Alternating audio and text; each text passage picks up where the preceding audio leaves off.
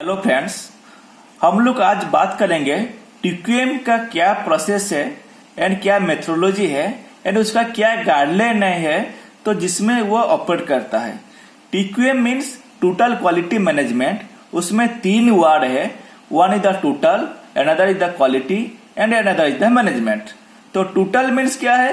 The involvement and input of everyone. Means company में जितना employees है तो सब एम्प्लॉय का participation and involvement is called the total.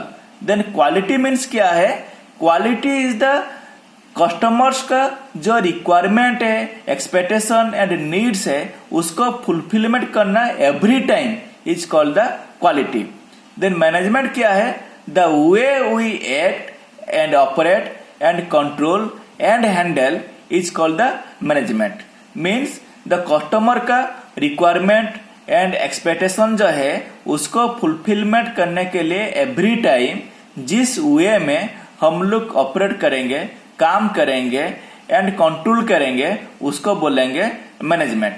So TQM stands for the total quality management. According to JUSE means union of Japanese scientist and engineers, TQM is defined as the It is a set of systematic activities carried out by the entire organization to effectively and efficiently achieve the company's objective so as to provide products and service with a level of quality that satisfies the customers at appropriate time and price.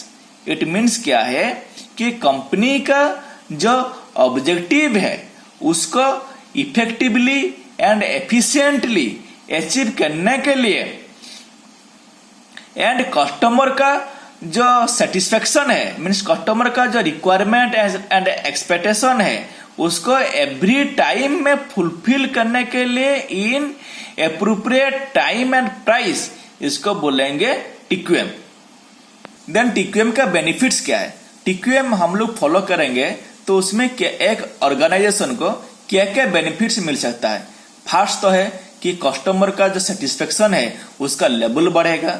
Then product and हमारा जो service जो है उसका reliability बढ़ेगा and हमारा जो operation जो है, ऑपरेशन का एफिशिएंसी एंड इफेक्टिवनेस एनहांस होगा, उसका प्रोडक्टिविटी भी बढ़ेगा एंड प्रॉफिट भी ग्रो करेगा एंड हमारा जो वर्कफोर्स है एंड वर्कफोर्स का मोराली डेवलप होगा एंड हमारा वर्क एनवायरमेंट जो है वो अच्छा होगा।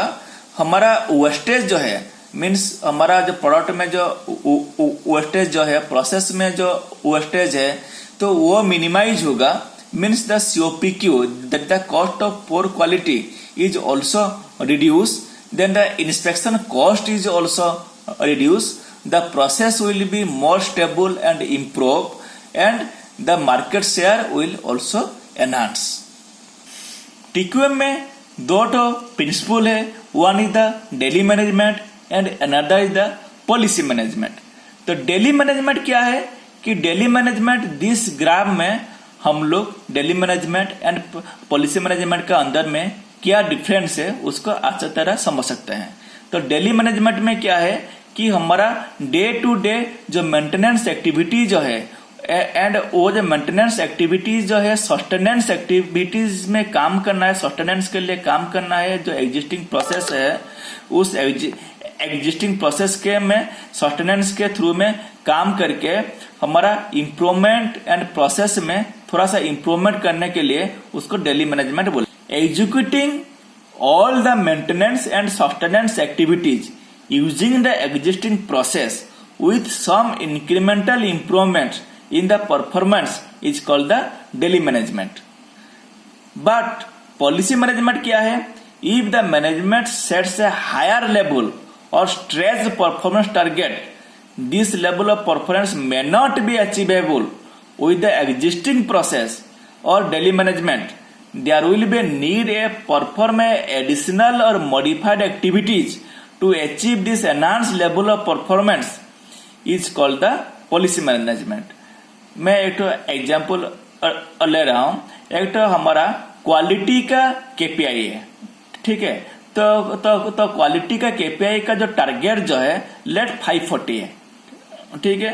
तो 540 उसको अचीव करने के लिए एंड मेंटेन करने के लिए जो हमारा टारगेट है उसको जिस प्रोसेस में दिस ऑब्जेक्टिव को अचीव करेंगे तो that process is called the daily management.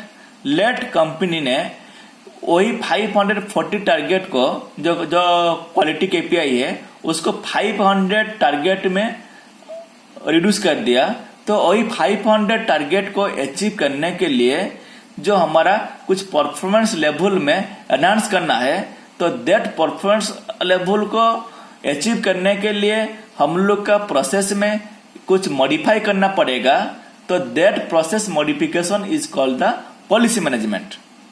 Company में इम्प्रूवमेंट साइकिल दो तरीका का होता है, एक तो PDCA cycle and another is the SDCA cycle. PDCA cycle is the plan do check act and SDCA is the standardise do check act. Generally SDCA cycle जो है वो डेली मैनेजमेंट में काम करता है, क्योंकि एसडीसीए जो है वो सस्टेनेंस का ऊपर में डिपेंड करता है एंड सस्टेनेंस में स्टैंडर्डाइजेशन का ऊपर में एक्ट करता है।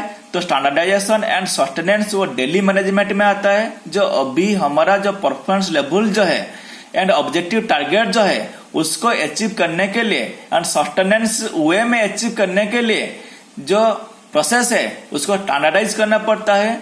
तो that standardisation process is called the daily management and it is coming under the SDCA cycle. But let कुछ अभी जो प्रोसेस है एंड टारगेट जो है वही टारगेट को मैं थोड़ा सा इंक्रीमेंटल वे में इम्प्रूवमेंट करना चाहता हूँ और ब्रेक थ्रू इम्प्रूवमेंट लाना चाहता हूँ। तो ब्रेक थ्रू इम्प्रूवमेंट जो है वो पॉलिसी मैनेजमेंट का अंदर में आता है। तो पॉलिसी मैनेजमेंट जो है वो ब्रेक थ्रू इम्प्रूवमेंट को अचीव करने के लिए पहले प्लानिंग करना पड़ता है। तो प्लानिंग पार्ट जो है वो पीडीसीए में आता है, इसीलिए policy management is followed through the PDCA cycle and daily management is followed through the SDCA cycle. So एक कंपनी में अच्छा ग्रोथ करने के लिए पहले सस्टेनेंस का जरूरत है, देन इम्प्रूवमेंट का जरूरत है, देन फिर सस्टेनेंस आता है।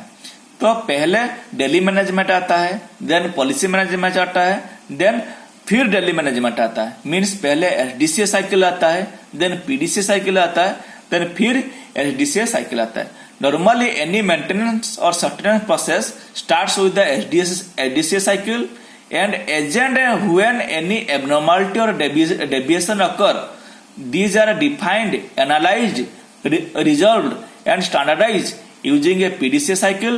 Finally, SDA cycle for maintenance is followed.